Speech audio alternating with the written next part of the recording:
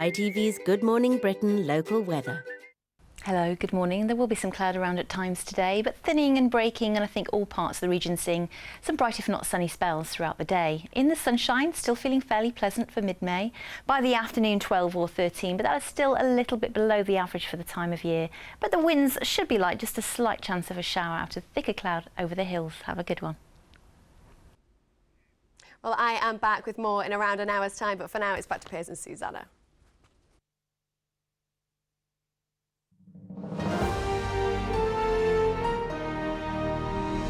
10 minutes past 7. Now, what happens if Donald Trump becomes president? It seems he could still have some work to do to persuade some British politicians that he's the man for the White House, and those feelings could go both ways. In an exclusive interview, Mr. Trump told me that should he become president, he might not have a good relationship with David Cameron, and he challenged London's first Muslim mayor, Sadiq Khan, to an IQ test. Well, I met him at Trump Tower in New York City, and he wasn't holding back.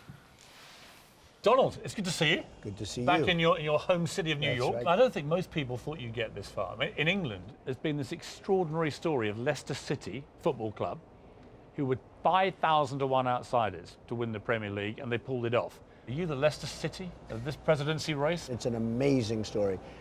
I don't know, I would hope that their odds were longer than mine. You know, I felt I had a reasonable chance. The parallel I would use is that they were very much the outsiders to the kind of establishment teams. Right. And the establishment teams didn't take them seriously until it was too late. Right. Do you get a sense that perhaps part of your great success so far has been that nobody really in the Washington elite ever imagined this could be happening? Well, I was dealing with politicians, and they're very smart. I mean, you know, they're professionals, they're governors and senators, top of the line, and otherwise they wouldn't be running.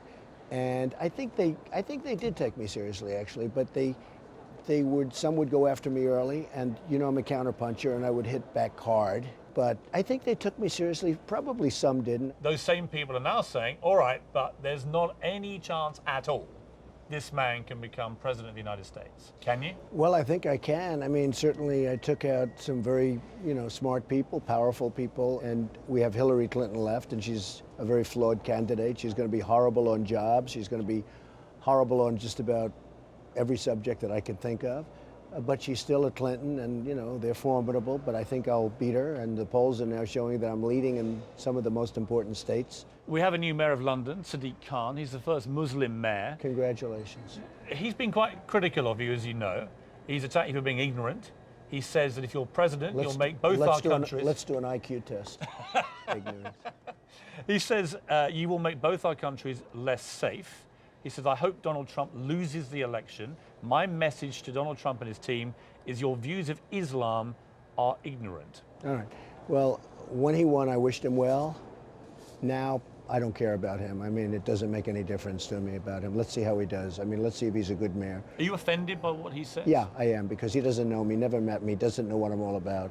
I think they're very rude statements, and frankly, tell him I will remember those statements. They're very nasty statements. He's the London mayor. He's one of the figureheads of my country. Okay. You're now at war with my mayor, effectively. I'm not at war. I just think it's very rude if I didn't say it. He would argue. argue. In fact, just the opposite. I said, in fact, I wished him well when I heard he won. He's a Muslim, and I wished him well.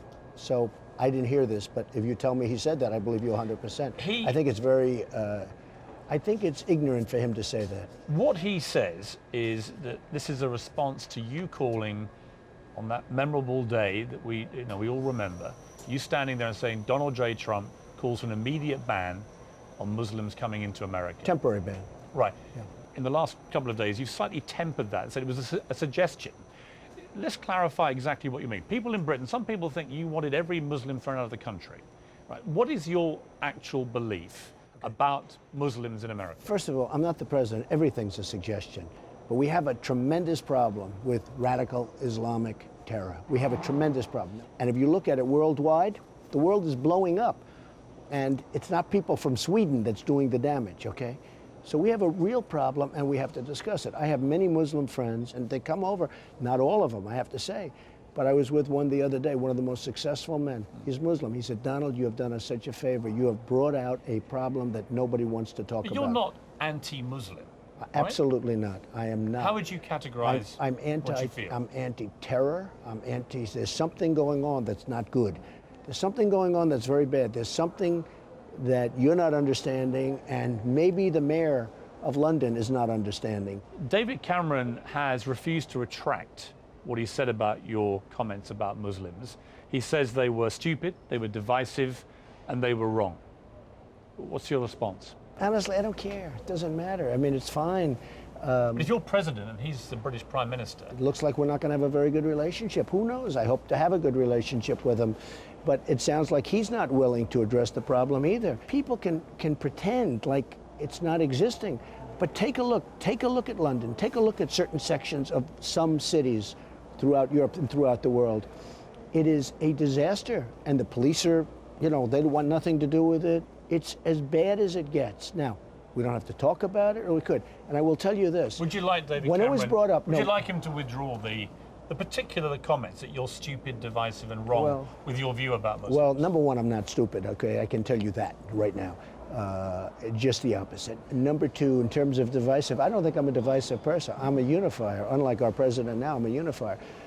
I'll say this. When I made the statement 6 months ago, and there was a clamor only by the politicians, millions of people were calling in saying, Donald Trump is right. You know that, and so do I.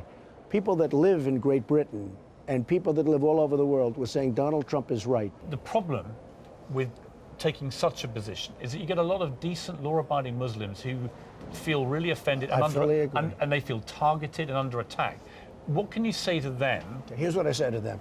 They have to turn the people in. People have to work with the police and law enforcement. They have to turn them in.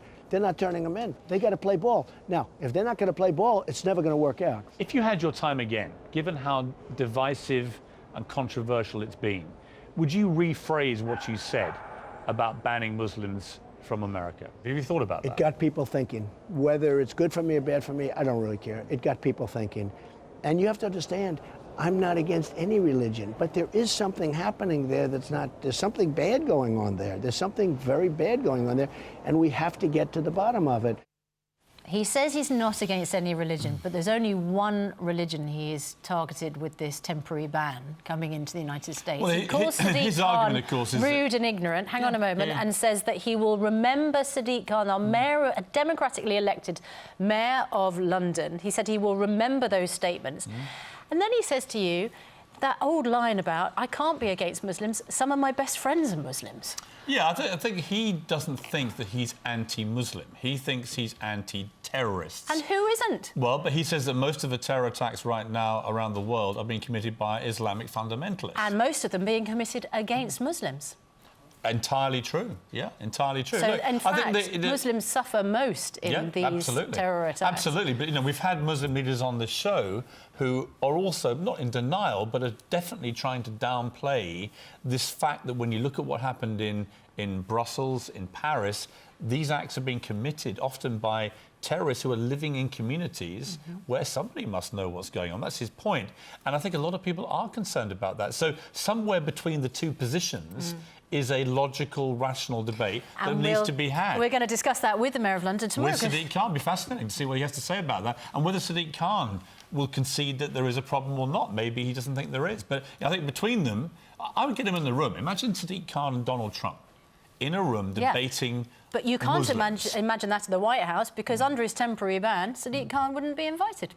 Actually, I think he's given him an exception. OK, which proves the rule. Just coming up to 20